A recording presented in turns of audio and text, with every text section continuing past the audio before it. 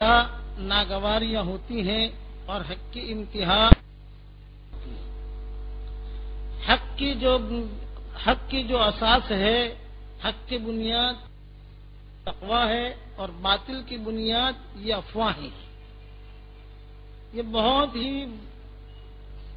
اہم بات عرض کر رہا مولانا یوسف صاحب رحمۃ اللہ علیہ فرماتے تھے کہ حق کی بنیاد تقویٰ پر ہے، حق کی بنیاد اعانت پر ہے اور باطل کی بنیاد جو ہے وہ افواہوں پر ہے۔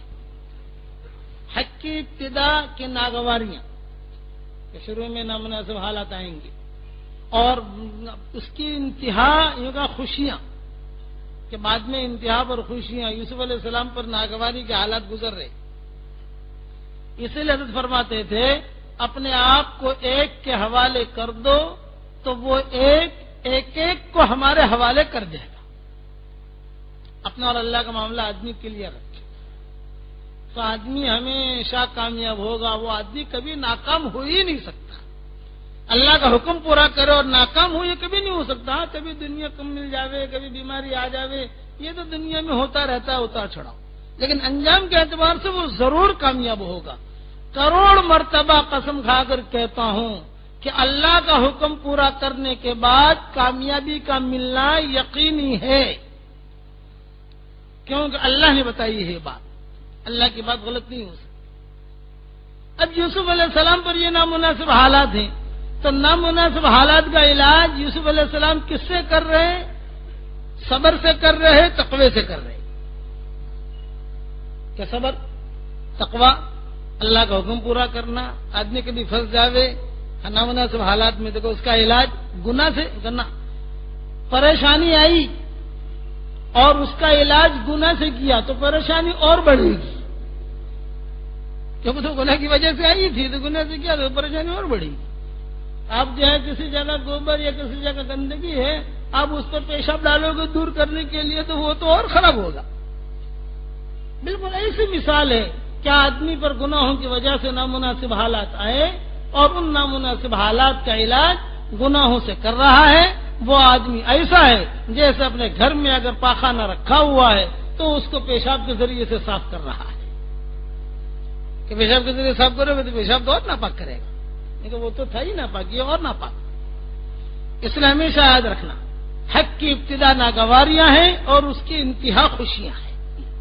اب یوسف علیہ السلام کا قصہ وہی سلسلہ وار کہ قافلہ آیا، قافلے نے یوسف علیہ السلام کو جو ہے لے کر چلے، بھائیوں کو پتا چلا کہ وہ بھائی جو ہے اسے تو لے کر گئے ہیں، بھائی پیچھے پیچھے آئے اور کہا بھی یہ لڑکا تو ہمارا غلام ہے، تم کہاں لے کے جا رہے؟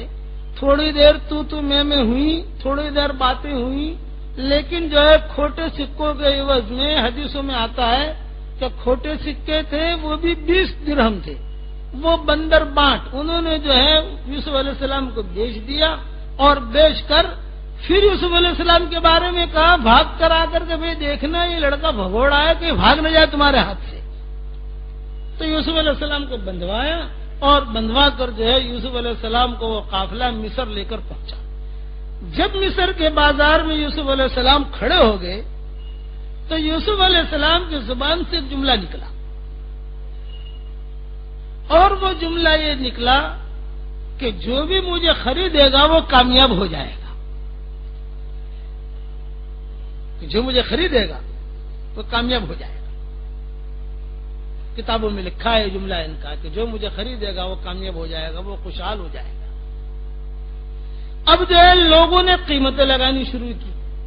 وقال الذي اشتراه من مصر لامرأته اكرمي مثواه، روایتوں میں یہ ہے، مختصر طور پر عرض کروں، ایک نے قیمت لگائی کہ اس لڑکے کے برابر سب سے پہلے جو قیمت لگی ہے وہ مشک کی لگی ہے کہ بھئی اس کے وزن کے برابر مشک لے لو ہم سے، جو ہوتا ہے وہ مہنگا ہوتا ہے، وہ ہرن کے پیٹ میں سے ناف میں سے نکلتا ہے، بہت مہنگی چیز ہوتی ہے، قیمتی۔ اسی لیے حدیثوں میں قرآن میں مشک کا تذکرہ آتا ہے، ختام ہو مسک، جنت میں جو ہوں گے وہ مشک کے پہاڑ ہوں گے۔ عنبر جو ہوتا ہے اس کے مقابلے میں سستا ہوتا ہے، لیکن مشک جو ہے وہ بہت مہنگا. تو سب سے پہلے جو قیمت لگی وہ مشک کی لگی. یہ کبھی اس کے وزن کے برابر مشک لے لو. یا قافلے والوں نے کہا کہ نہ اور بھاؤ بڑھاؤ، تو کسی نے ہیرے جواہرات لگا لیے، پھر کسی نے سونا لگا لیا، کسی نے دینار لگا لیے. اس دور کے اعتبار سے کسی نے کیا کسی نے کیا. یہ عزیز مصر جو تھا یہ بھلا آدمی تھا، اچھا آدمی تھا. وہ کسی کام سے گیا ہوا تھا، اس نے دیکھا کہ بہت بھیڑ بھاڑ لگی ہوئی ہے، دیکھیں کیا معاملہ ہے کیا نہیں. روایت میں آتا ہے کہ اس نے دیکھا تو وہ تو دیکھتے پہچان لیا کہ ہو تھے بہت خوبصورت حضرت یوسف علیہ السلام. بھی کیا بھاؤ اس کا؟ یوں کہ یہ تو لگ گیا. یوں کہا کہ جتنا بھاؤ لگا ہے کبھی میں مشک بھی دے دوں گا، اس کے وزن کے برابر سونا بھی دے دوں گا، اس کے وزن کے برابر دینار بھی دے دوں گا، اس کے وزن کے برابر درہم بھی دے دوں گا، ہیرے جواہرات بھی دے دوں گا، اور جو چاہیے وہ بھی دے دوں گا. یہ غلام مجھے دے دو. 7 سال کی عمر ایک روایت کے مطابق، 12 سال کی عمر دوسری روایت کے مطابق. اب یہ خرید کر انہیں لے آیا اپنے محل میں. بڑا